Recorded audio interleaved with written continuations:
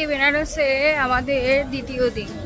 তা সকালবেলা কাশী বিশ্বনাথ মন্দিরে পুজো দিয়ে এসেছিলাম, আর এখন এসছি গঙ্গা আরতি দেখতে। এটা একটা অন্য ঘাট, সেটা হচ্ছে আরশি ঘাট।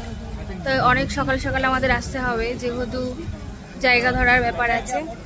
তো চলো দেখাবো তোমাদেরকেও, আর আমিও দেখবো।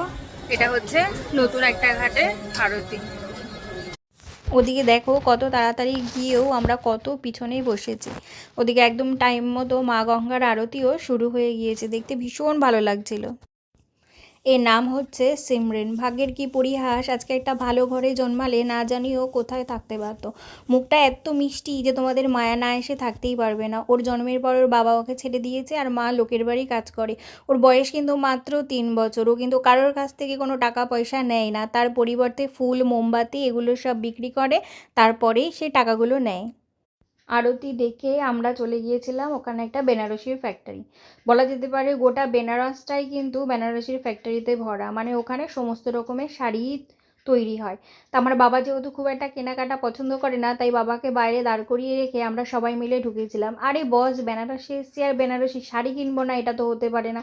দোকানদারকে অনেক হয়রানি করিয়ে এটা ওটা সেটা বার করিয়ে তারপরে ফাইনালি আমরা সেখান থেকে বেনারসি শাড়ি কিনে নিয়েছি।